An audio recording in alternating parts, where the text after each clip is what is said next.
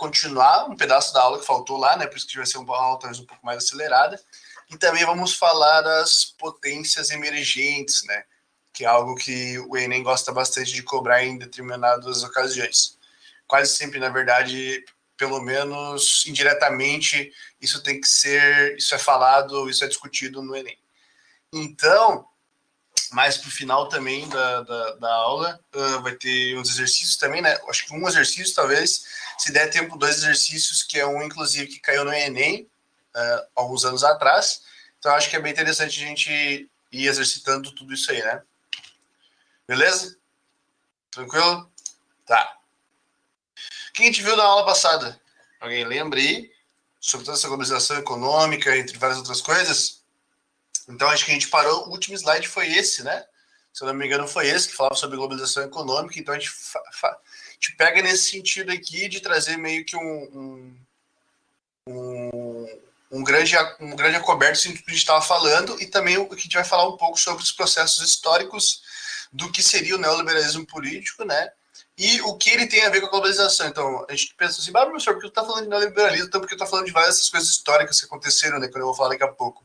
Então, tudo isso está muito ligado com a globalização, porque a globalização não é só econômica, mas do ponto de vista do neoliberalismo também é econômico, mas a globalização também é ligada à cultura, entre várias outras coisas, entre coisas sociais também, questões sociais, e várias outras coisas que a gente falou na última aula, por exemplo. Eu acho que vocês lembram, né? A gente falou sobre isso. Então, vocês já ouviram falar sobre neoliberalismo? Alguma coisa assim? Já ouviram falar, sei lá, em jornais ou na escola, talvez, aulas, qualquer coisa por aí? Miguel falou que sim, bastante, algo que está bem em voga, né? Principalmente a partir do século 90, século 90 é ótimo, da década de 90 aqui no Brasil, né? Então, a gente vai ver um pouco aqui sobre aonde foi a sua origem, né? Como se deu a sua origem e tudo, da onde ela chegou, né? Onde ela foi concebida, onde ela começou até o presente momento. E então o neoliberalismo ele prega um Estado mínimo, né? Que fazendo um breve resumo aqui do que seria isso.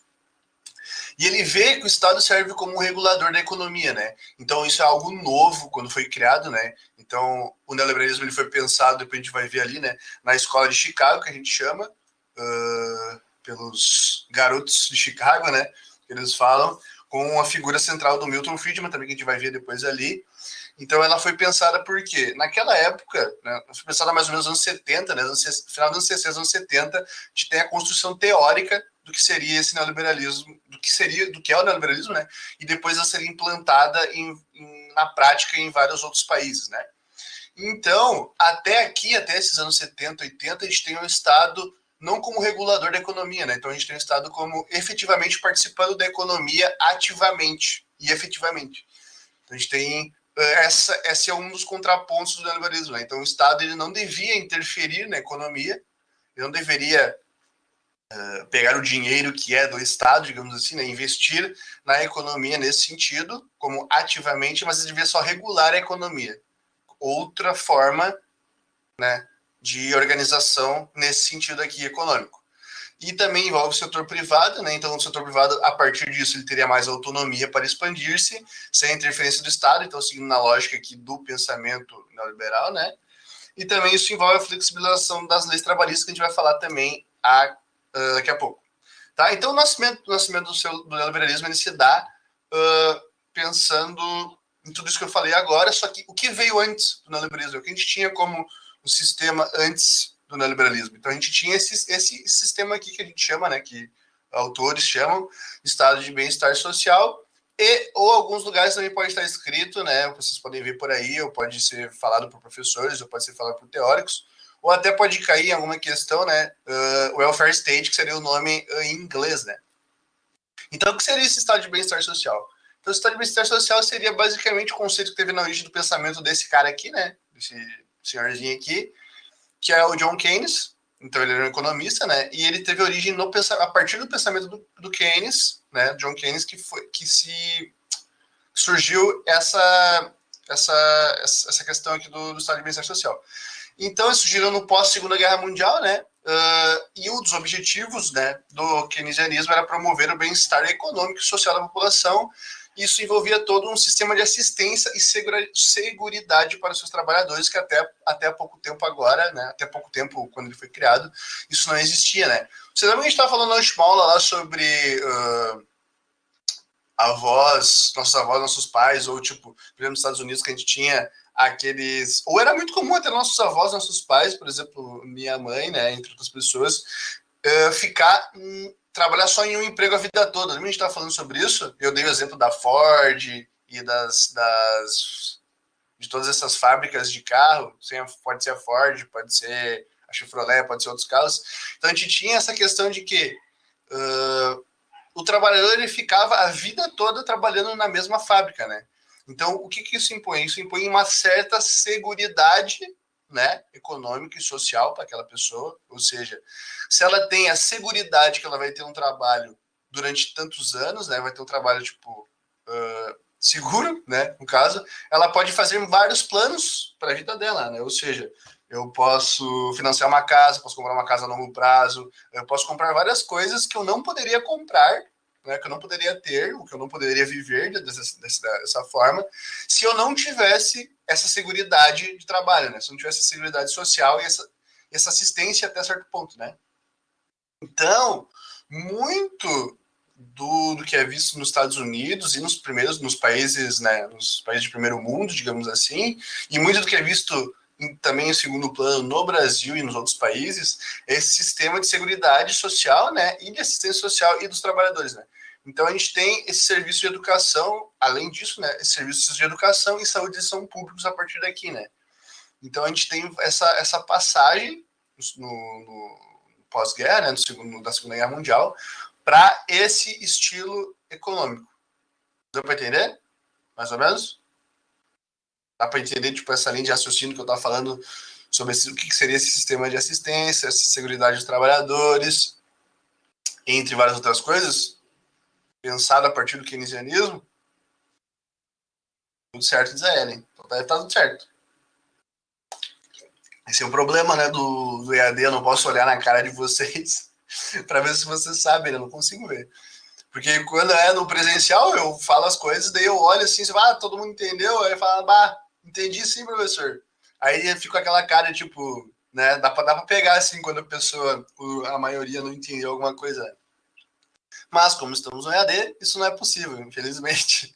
Então eu tenho que meio que confiar aí no pessoal, né, no silêncio, e é isso aí.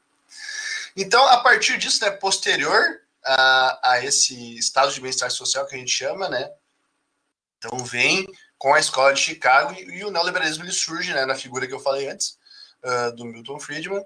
Então essa nova vertente ela surge nos Estados Unidos, né, na escola de Chicago, né, e ela é defendida e difundida por esse carinha aqui, esse tiozinho aqui. Então ele critica, né, a intervenção do Estado na economia, porque aqui, no Estado de Bem-Estar Social, a gente tem uma intervenção do Estado na economia ativamente, né? Seja na questão de serviços, educação, seja na questão de serviço de saúde pública, seja na questão de, tipo, infraestrutura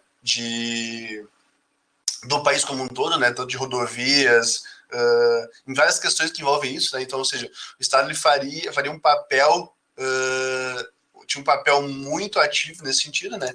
E a partir dessa escola aqui, a partir dessa nova vertente, então há uma crítica a isso, né? Essa intervenção do Estado na economia, porque aqui esses pensadores acreditam que o Estado não deve interferir na economia, né?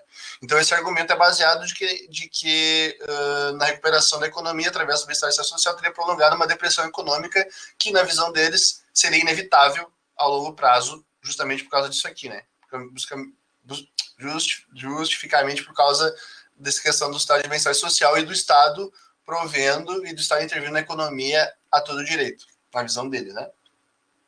Então, toda essa intervenção do Estado e tudo isso que a gente está falando aqui agora, na visão deles, o que aconteceria? Um desperdício dos recursos pelo próprio Estado, né? Então, o Estado não saberia, na visão deles, remanejar e lidar bem com esses recursos, né? Então, a partir disso, a gente tem uma autoconcentração de poder na mão do Estado. A gente tem uma corrupção também e uma burocracia muito exagerada a partir disso. Então, a gente tem uma diminuição da eficiência, porque a concentração de poder e a burocracia faz com que as coisas sejam menos eficientes, né, na visão deles. E também, a partir disso, a gente tem essa flexibilização das leis trabalhistas. Lembra que a gente estava falando dessa passagem, do que eu estava falando sobre, na aula passada, na verdade, não agora. Da passada, lembra que a gente estava falando das novas formas de se lidar com a economia, de se lidar com o trabalho, de tudo que envolve isso. Lembra que eu dei o exemplo lá de Detroit, lá com a fábrica gigante, depois a gente deu a fábrica, depois a gente falou sobre os bancos. Vocês lembram disso? Banco digital, novo banco. Aí a gente falou da tecnologia da informação, como uma nova economia, que as leis trabalhistas aqui elas têm uma seguridade social muito menor. Lembra que a gente falou sobre isso? E aqui a flexibilização das leis trabalhistas ela implica exatamente nisso, né? Tá dando para entender até agora ou tá meio rápido ainda? Ok, mais ou menos. É que o tempo é curto hoje, né? Então a gente tem que dar uma acelerada nas coisas. Então, o que seria essa flexibilização das leis trabalhistas? Então, é uma proposta, né, das principais propostas sociais do neoliberalismo, né, para além da economia também, né, porque quando a gente fala de trabalho, quando a gente fala de leis trabalhistas, a gente está falando não só de economia, mas da vida social das pessoas, né. Então, a desregulamentação do trabalho é implantada com modificações da legislação trabalhista de cada país, como, por exemplo, né, a gente está aqui alguns exemplos do que seriam essas flexibilizações das leis trabalhistas. Então, seria as mãos de obra temporária, né, o salário por produção, ou seja, se tu ficou, muitas vezes acontece isso, né, se tu ficou doente por algum motivo desse aqui, tu não tem direito a nenhum salário, né? Então, nessas novas leis trabalhistas, nessa flexibilização. Isso é algo que acontece, por exemplo, nos Estados Unidos, né? Se tu não trabalha, tu não ganha nada, né? Então, tipo, tu não tem... se tu ficou doente, tu não tem um auxílio perante ao Estado e perante as empresas, né? Tu não tem um auxílio de doença, por exemplo, né? Então, meio que azar é o teu. Né? E tem fim de benefícios salariais, né, como a insalubridade, por exemplo, se tu se machucou no teu trabalho, enfim, alguma coisa assim, tu não tem direito a receber nenhum dinheiro, né, nenhuma compensação por isso. Então a gente tem uma instabilidade salarial, né, por que uma instabilidade salarial? Porque se tu não produz nada, se tu não está produzindo nada no trabalho, tu não recebe, correto? Empregos muito temporários, né, então a gente perde aquela característica que a gente estava falando, como, por exemplo, outra aula, de quem trabalha na Ford e de outros lugares, né, que seriam basicamente empregos para a vida toda, né? Então a gente tem gerações inteiras aí trabalhando 30, 35 anos, né? No mesmo emprego, na mesma fábrica. Então aqui os empregos têm também uma rotatividade muito maior, né? Dá para entender isso? E na nossa atualidade a gente percebe isso, né? No nosso dia a dia. Muito dificilmente tu encontra alguém que trabalha muito tempo, né? Ou tá trabalhando, alguém começou, sei lá, começou a trabalhar nos últimos 5, 6, 10 anos até. Muitas vezes, muito difícil tu encontrar alguém que trabalha durante muito tempo no mesmo emprego, né? Então, essa rotatividade é muito grande. E isso, né, tudo isso somado acaba gerando uma mais baixa qualidade de vida, né? Porque se tu não tem uma estabilidade no teu trabalho, uma estabilidade salarial, tu não pode se comprometer a fazer várias coisas que tu faria se tu tivesse uma estabilidade salarial, né? Tu não pode comprar uma casa, por exemplo, que tu não sabe se amanhã tu vai ter um emprego. Não pode fazer contas no prazo, a longo prazo, né? Tu não pode comprar coisas que são muito caras, porque tu não sabe se ao longo prazo tu vai ter um trabalho e tu vai poder pagar aquilo, né? Então, tudo isso aqui, né, junto, tem essa característica da baixa qualidade de vida, né? Porque tu não tem uma expectativa muito grande perante várias coisas. Deu para entender? Mais ou menos? Tô falando tão rápido, vou até tomar uma água. Tudo certo? Espero que esteja certo. Senão a gente vai falando, né? Sim. Falou muito rápido, né? Mas beleza, tudo certo. Aí a Miriam também falou, a Ellen falou que estava tudo certo, então beleza. Agora na prática. Onde isso aconteceu na prática, né? Onde esse neoliberalismo foi implantado na prática? Então, o primeiro lugar, né, foi no Chile. Então, a gente tem aqui o encontro aqui do Augusto Pinochet, né, com o golpe militar do Augusto Pinochet em 73, 1973.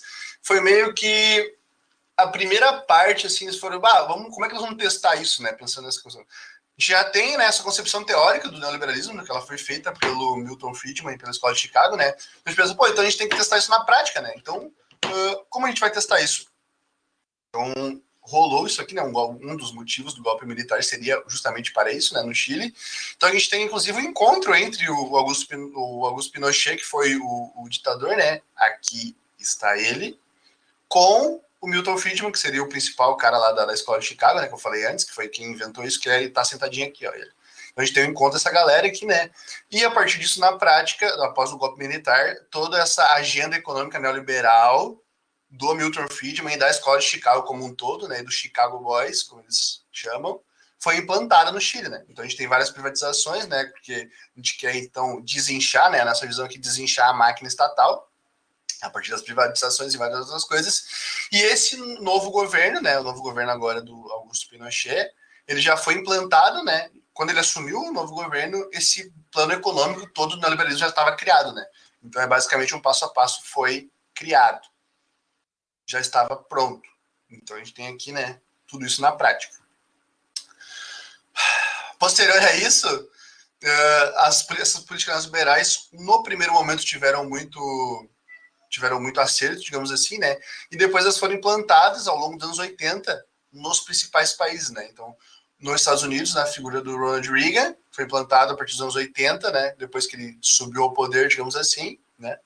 E na figura do Reino Unido, né? Da Margaret Thatcher, também foi implantado o neoliberalismo nos seus respectivos países aqui, né? Deu para entender?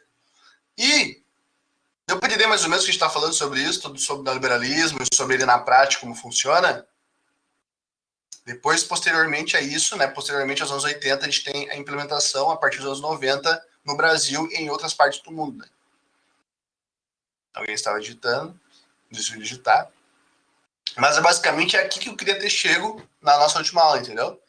Mais ou menos aqui. Então, como faltou tempo, a gente está terminando agora sobre isso, né? Então, eu já imaginei, né? Porque eu gosto de falar muito e também a gente interage no chat, né? De vez em quando. Então, já imaginei que talvez não ia dar tempo de falar tudo, né? Então, agora, a gente está mesmo chegando no término do que seria a aula passada, né? Deu para entender? Então, a partir de tudo isso que a gente falou, eu levanto essa pergunta aqui, né? Sobre esse acesso à tecnologia da globalização, né? Se a gente fala que na globalização tudo está conectado, e não tem mais barreiras, né? Não tem mais barreiras em vários sentidos, porque o mundo é globalizado agora. Então eu pergunto sobre a tecnologia, por exemplo, né? Que a gente estava falando lá da Revolução Industrial, entre outras coisas. Todos têm acesso a essa tecnologia? Né? Então a globalização era para todos? Isso é uma pergunta, né? Isso às vezes cai, obviamente, e são perguntas que fazem e reflexões que fazem em várias perguntas de vários vestibulares, né? Não só no Enem, mas, enfim, outros vestibulares que também são feitos, né? A partir de texto, a partir de várias outras coisas para se pensar, né? Então a gente pensa aqui em satélite de comunicação, né? Fibra ótica, utilização de software, notebooks, computadores, caixas eletrônicos, transação em tempo real.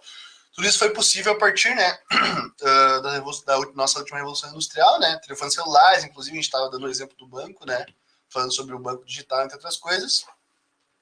Tudo isso está ligado, né, justamente a globalização também, né, quando a gente fala de fibra ótica, satélites, comunicação, notebooks. Então, a gente pode perceber do que também a gente estava falando na última aula, né, então a globalização e naquela terceira revolução industrial que a gente estava falando, né, elas vêm muito ao encontro, né, elas andam muito juntas, né, na atualidade.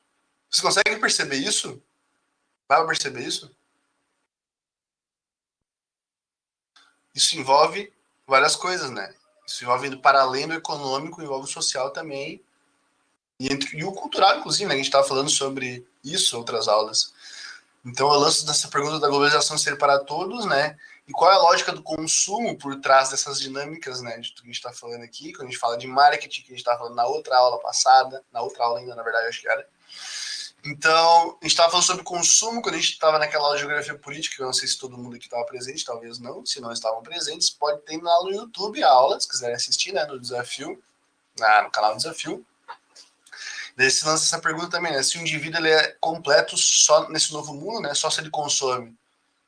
Será que esse indivíduo é completo nesse mundo só se ele consome? Ele só é importante se ele consome? O que está por trás do consumo quando a gente fala sobre isso, né? E o que a globalização tem a ver com isso, né? Aí fica o questionamento. Então, basicamente, é isso sobre a globalização. E aí, alguma dúvida? Pessoal, alguma dúvida? Antes de a gente passar para o próximo tópico da aula. Tranquilo, Miriam. Está tranquila. Miguel está digitando, Miguel está tranquilo. E todo mundo deve estar tranquilo, eu acho. Tranquilo, então? É isso aí? Tá, beleza. Próximo assunto. Miguel está digitando, porque eu estou esperando. Tive uma aula sobre isso na escola. Então, esse é um...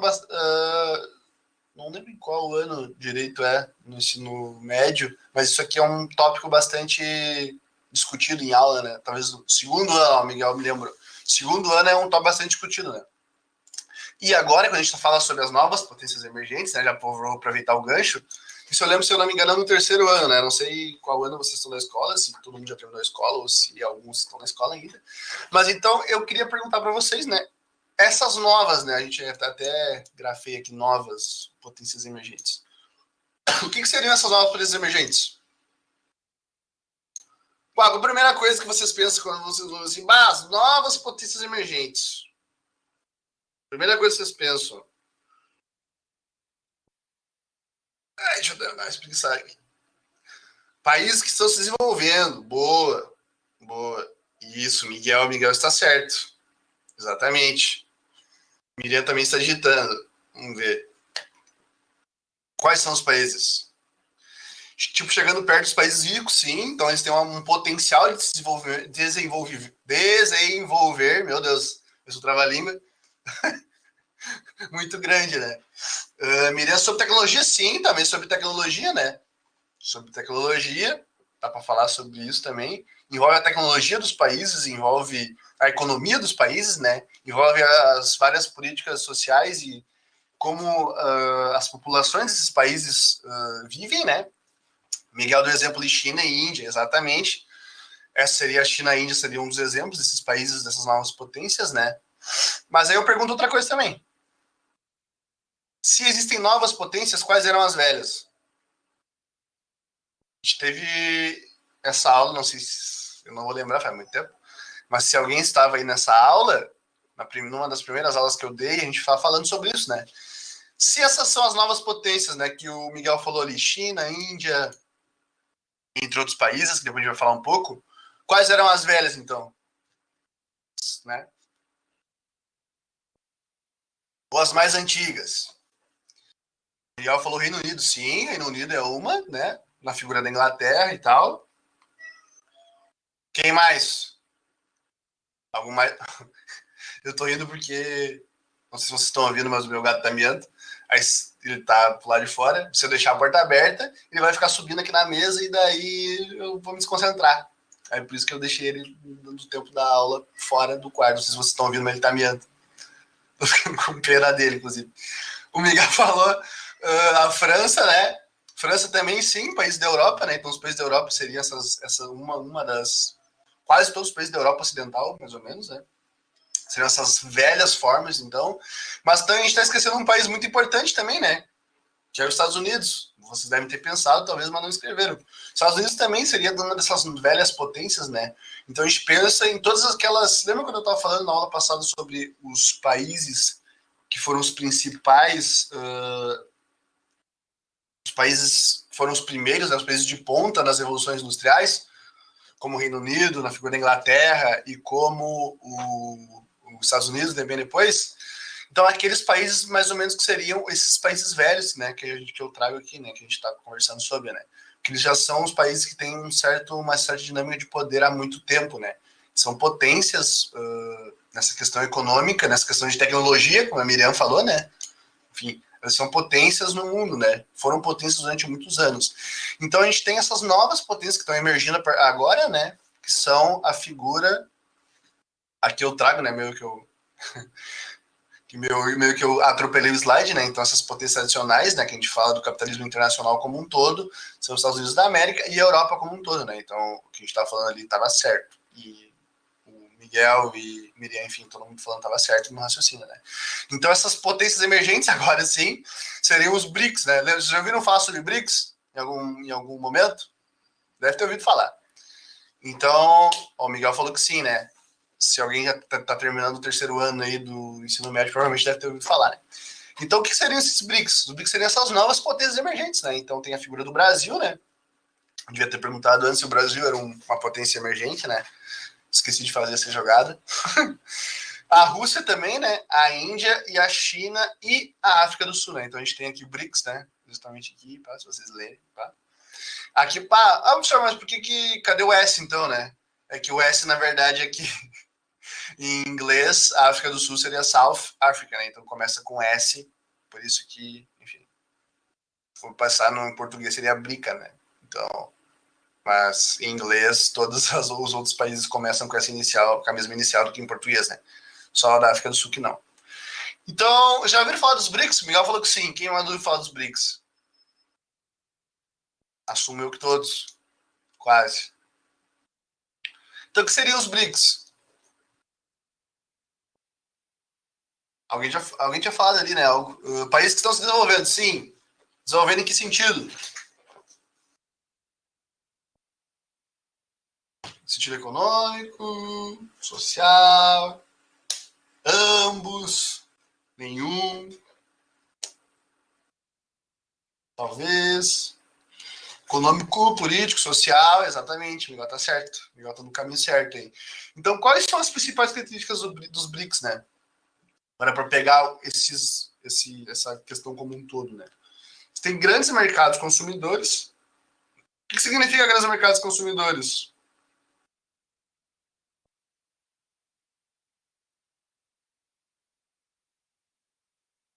O que significa isso?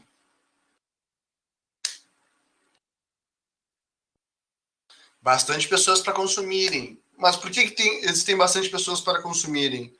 E por que há isso, essas grandes pessoas grandes, meu Deus, bastante pessoas para consumirem num grande mercado consumidor? Isso está ligado a um forte crescimento econômico, correto?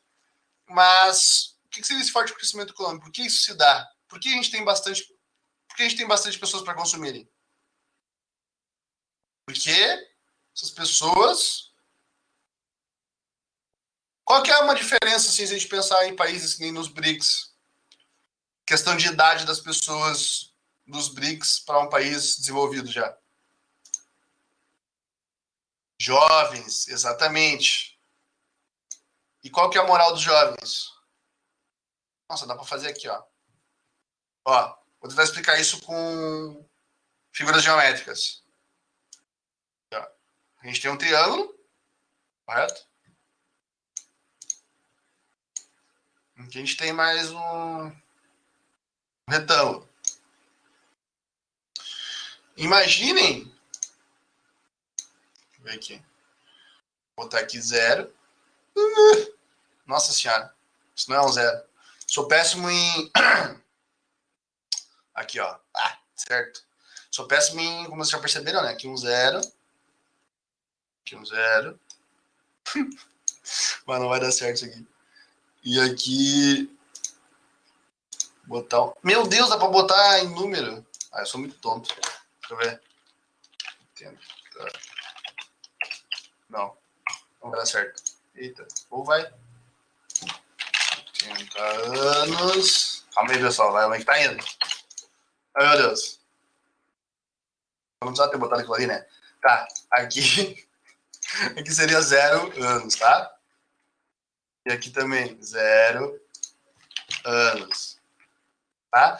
Se a gente pensar isso aqui como, como uma pirâmide etária, né? Como faixa etária.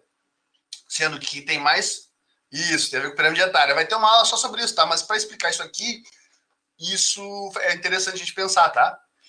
Então, mais perto da base, quer dizer que essa pessoa é mais nova ou mais velha? Olhando aqui. Mais nova, correto? 0 anos aqui. Então, quanto mais acima, né? Quanto mais para cima aqui, então quer dizer que as pessoas são mais velhas, né? Então aqui, né? Então, duas diferenças. Aqui tem um triângulo, aqui um. Seria, é melhor fazer um triângulo aqui, mas vamos dizer que é um triângulo mais para perto do quadrado, tá? Então, se vocês fossem, se fosse perguntar para vocês, qual dessas duas figuras representa melhor a idade em um país emergente, em um país em desenvolvimento? A figura da esquerda ou a figura da direita? A primeira da esquerda. Por que a primeira da esquerda? Porque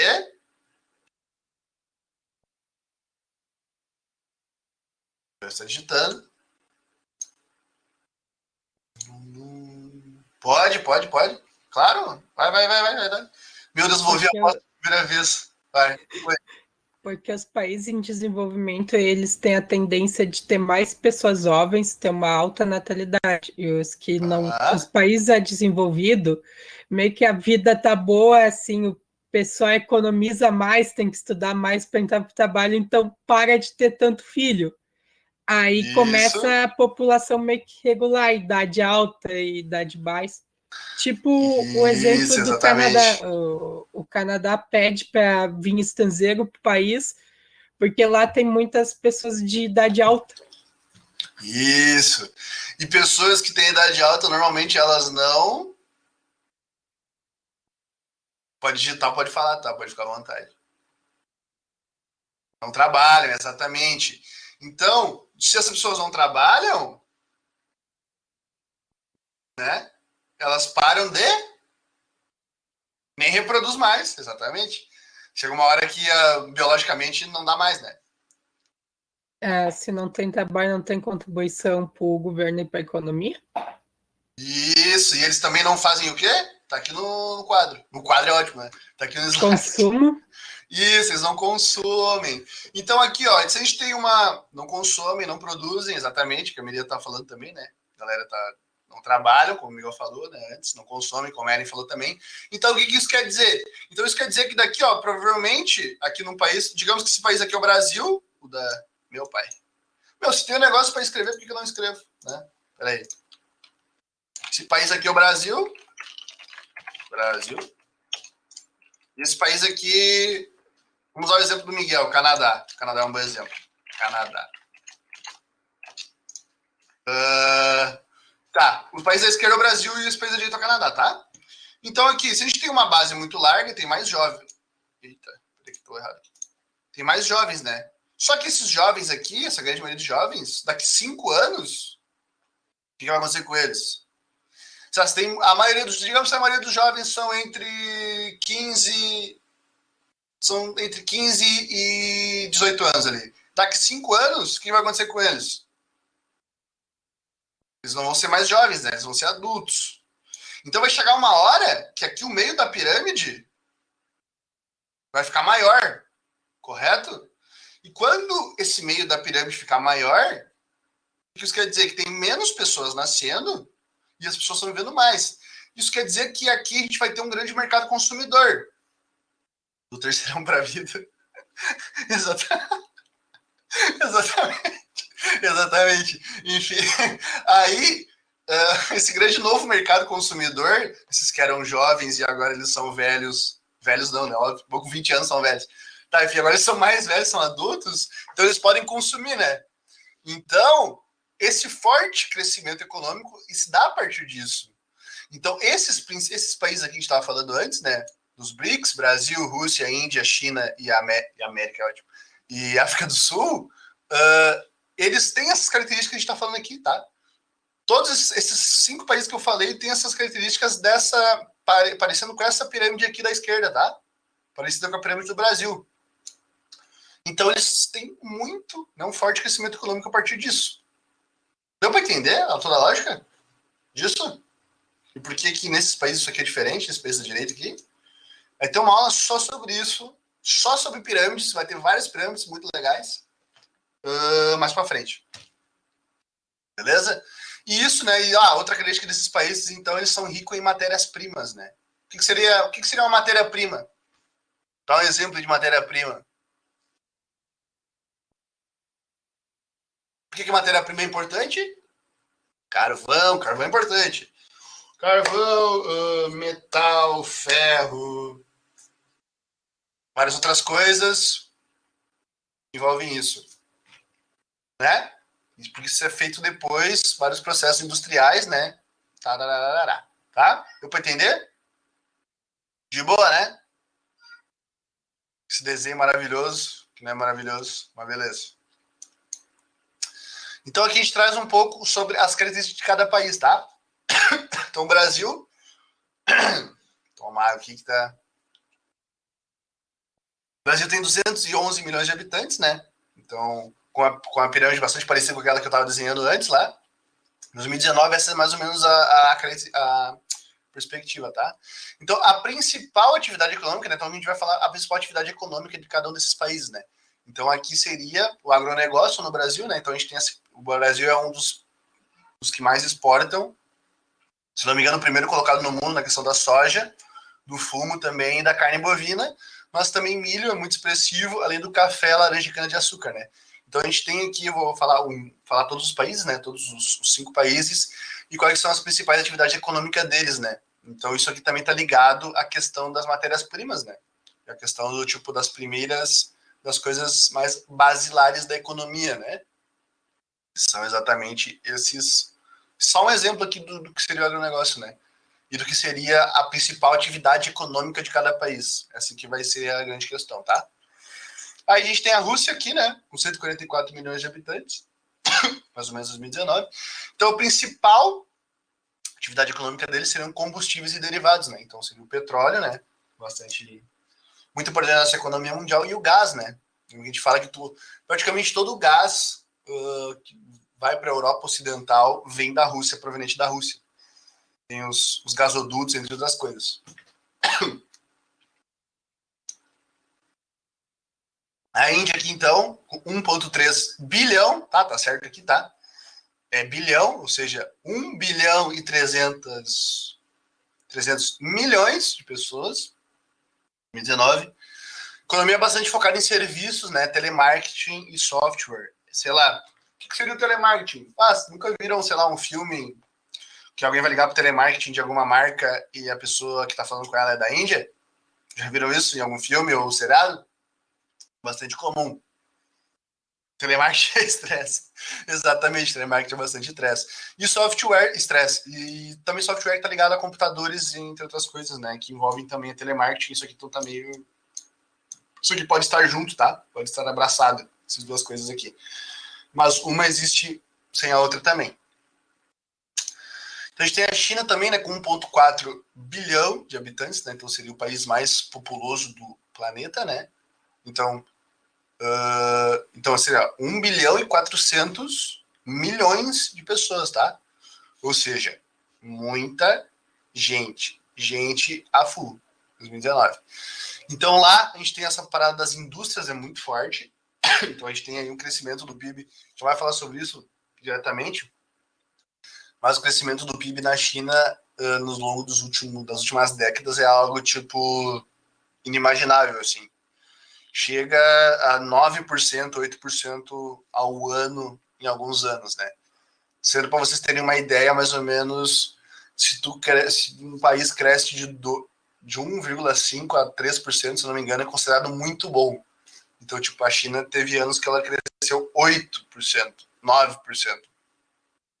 Isso é, tipo, fora de qualquer imaginação, assim, tipo, é muito absurdo, sabe? E daí, então, a gente tem uma mão de obra muito barata, né, lá na China, enfim, uma mão de obra muito barata, porque a gente tem um dos motivos é muita população, né, ou seja, num volume muito maior, e num volume muito maior de pessoas, né, hábeis a trabalharem. Já ouviram falar disso aqui? ZEE, Zonas Econômicas Especiais, já ouviram falar? É uma parte da China... O que seria a ZEE, então? É a parte da China onde meio que eles deixam o sistema do governo de fora, é meio que uma parte capitalista dentro da China, onde tem livre comércio, produção em fábrica e tudo. Isso, exatamente. Resumido assim, ó, não podia ter dito melhor. Bem resumido, assim, ó. Meu Deus, tá. Vocês entenderam o que o Miguel falou? Essa parte de tá. Imagina que isso aqui é a China, tá? Que você acha que tá, não é bem assim, tá? Mas aqui nessa região, mais ou menos aqui assim, ó. Essa região mais litorânea aqui. Mais ou menos aqui assim.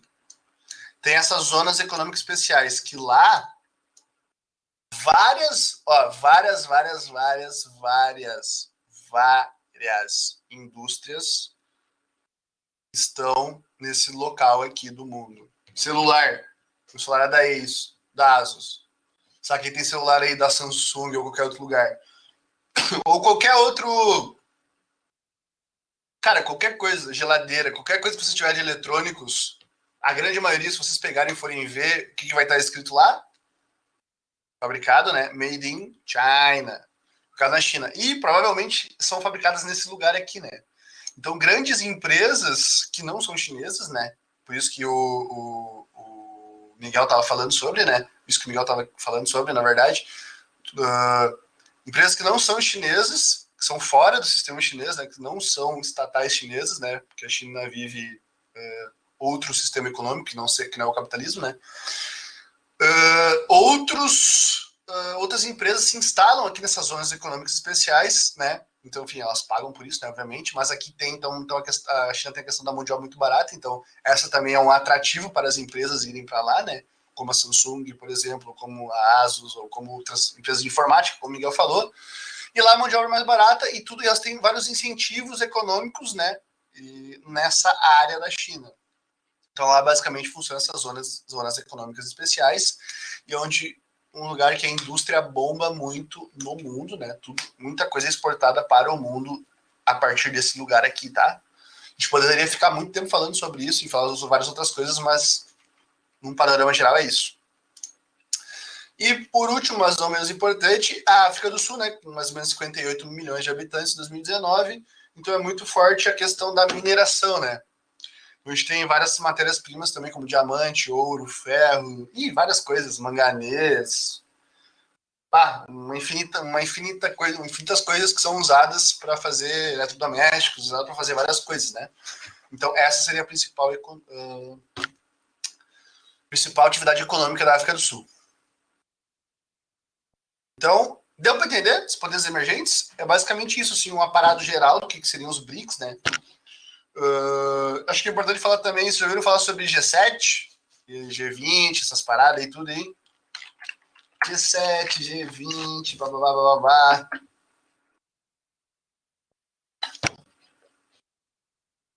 Esses não... Esses são encontros, né, dos países, por exemplo, o G7, se eu não me engano, Estados Unidos... Seriam encontros dos países, são 7 países, né? Não vou lembrar de cabeça, mas seriam encontros dos países, por exemplo, os países do BRICS com os países mais industrializados, digamos assim. Então, são encontros para eles conversarem, debaterem economicamente e fazer alianças e fazer comércios e fazer essas coisas, né? Então, isso acontece bastante, são novas formas, novos grupos de encontros, se não me engano, anuais, provavelmente, para discutir sobre economia, sobre os rumos do mundo nesse sentido, né? Então isso é bastante... Você já deve ter ouvido falar, talvez, não sei se vocês veem jornal tanto, vocês tinham que ver jornal, porque vocês vão fazer o Enem, né? Então vocês têm que ficar ligado no jornal e todas essas coisas 24 horas por dia, você quando tiver um tempo, porque tá tudo acontecendo por aí, né? Tô ferrado. Sim, isso aí, viu? A Miriam já tá fazendo, a galera tem que começar a fazer isso aí, viu? Isso é muito importante. Vocês vão ouvir falar sobre G7 e G20 muitas vezes, tá? E agora, para falar um pouco sobre isso, né? Faltam 10 minutos, então essa coisa do fantástico tudinho. Então, vocês entenderam o que seriam os poderes emergentes? Deu para entender? Google News, dá. Google News tem bastante coisa. Qualquer coisa que der, dá para usar. Dá para fazer. Então, vamos fazer um... Eu tenho 2 questões, se dá tempo. Vamos fazer? Questão? O que vocês acham? Pode ser? Eu não tenho para vocês fazerem? Sempre cai algo no Enem. No Enem, principalmente sobre redação. Isso, exatamente. Sempre cai. É bom estar ligado, tá? Vamos aqui, ó. Como eu queria. Essa aqui. Ó, aqui eu falei do G20 e do G7, né? Tá? Isso aqui eles vão falar sobre aqui, tá? Isso foi uma questão do Enem, ó. 2010. Não precisa necessariamente saber exatamente sobre tudo, né? Porque a gente tá falando de G20 e G7. Mas aqui vocês já vão ter uma ideia do que a gente está falando, né? Isso é uma questão que caiu no Enem, né? Inclusive. Vou dar um tempinho, 3 minutos, tá bom? A gente corrige e faz a outra. Se der tempo. Beleza?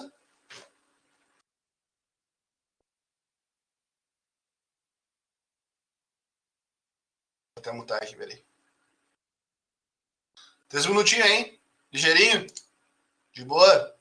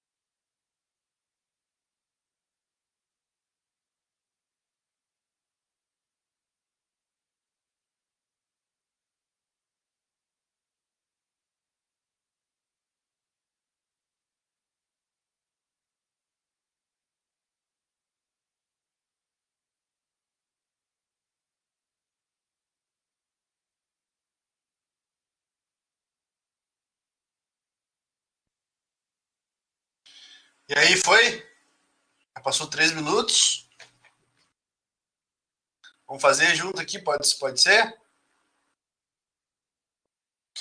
Enem 2010. O G20 é o grupo que reúne os países do G7, os mais utilizados do mundo.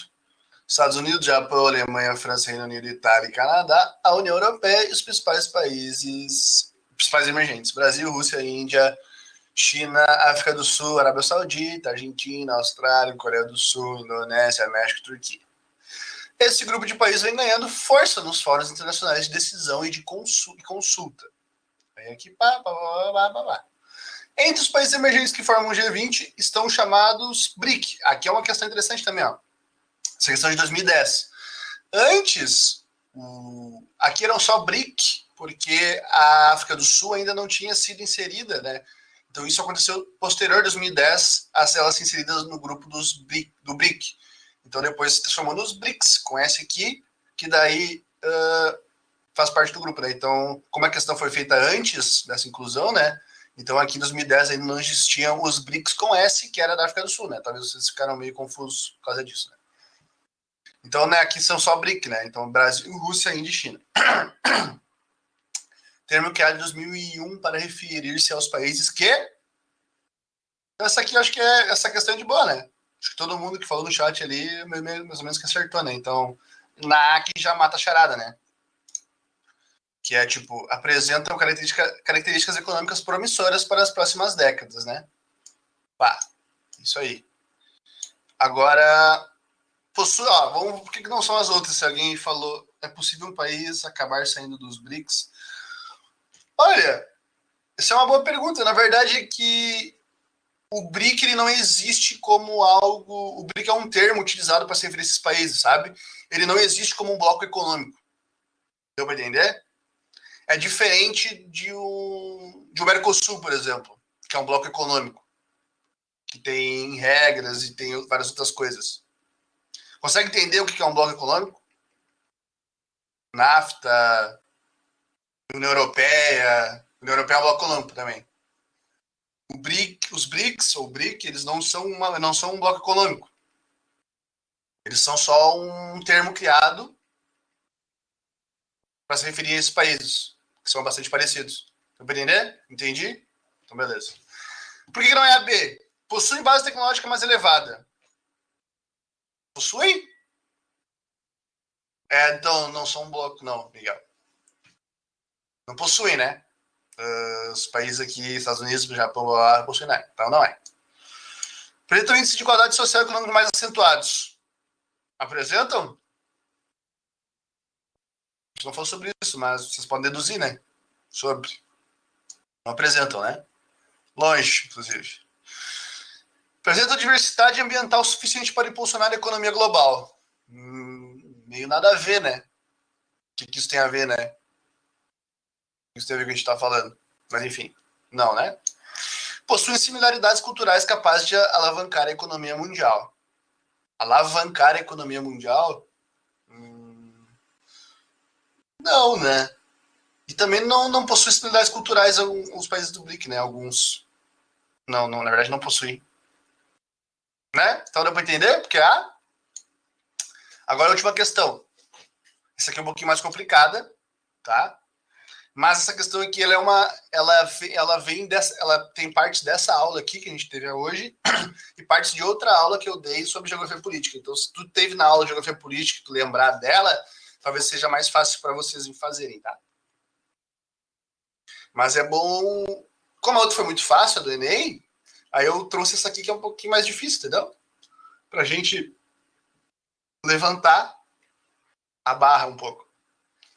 Deixa eu até botar aqui a enquete.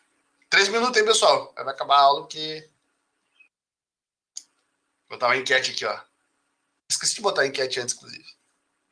Aí eu não paro de falar e vocês querem ler, né? Deixa eu montar aqui.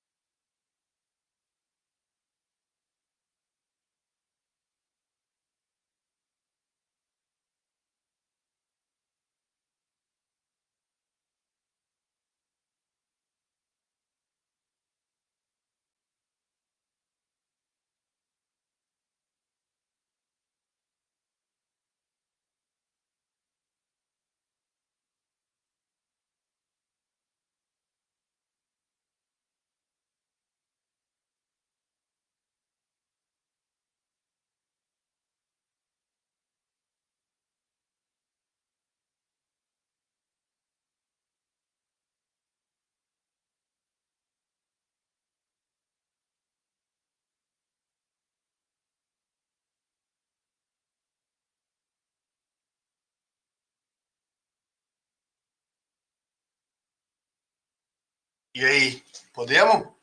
Ligeirinho? Vamos lá, então. O ERJ.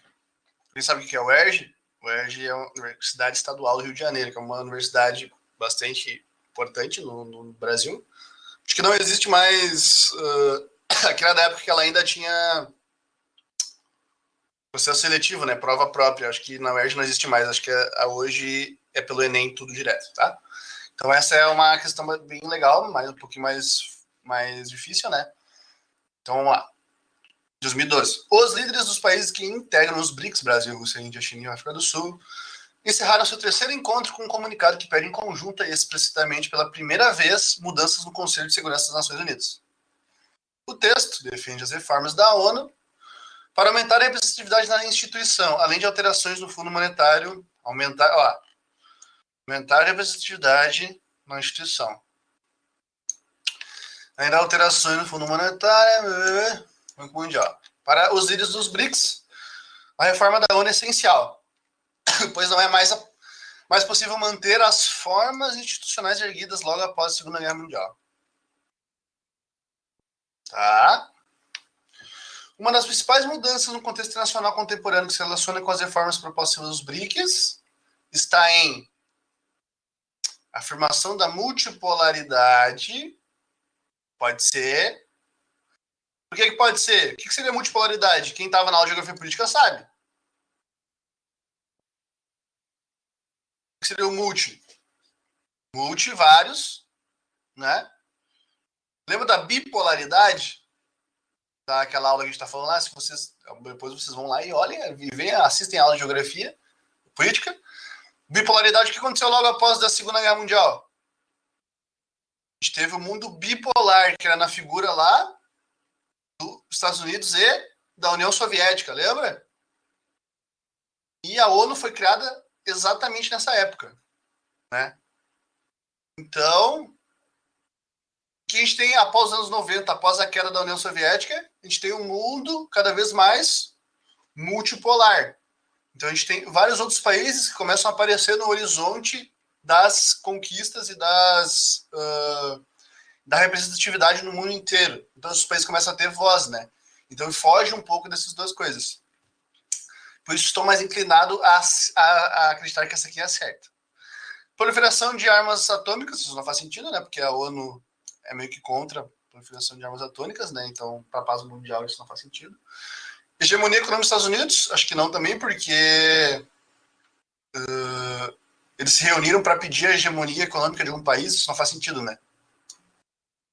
E o D, diversificação dos fluxos de capitais. O que seriam fluxos de capitais? Diversificação. O que são fluxos de capitais? O que isso tem a ver com esses países aqui? Tem ou não tem?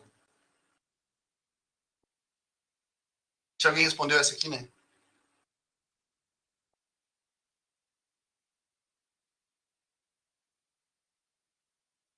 De redação de capital, sim. A gente fala de fluxo de capital, eu penso em mercado financeiro, né? Eu penso em Wall Street e várias dessas coisas, né? Então isso não está necessariamente ligado aos países, né? Então várias coisas que envolvem o fluxo de capital são feitos na questão da privada, né? Da iniciativa privada de empresas privadas. Então, por eliminação, eu acho que não seria essa aqui também, né? Então, mesmo que talvez eu não sei o que significa multipolaridade, eu tô meio que em dúvida, se eu tô ligado mais ou menos nas outras que não fazem sentido, eu consigo marcar A, que seria a resposta certa, exatamente. Por causa da multipolaridade. E se vocês forem ver a outra aula lá, sobre a geografia política, que está no YouTube, faz muito sentido. Então é A. Alguma dúvida? Tranquilo? Boa? Então eu queria agradecer mais uma vez pela aula aí, pela atenção de vocês, pela participação, inclusive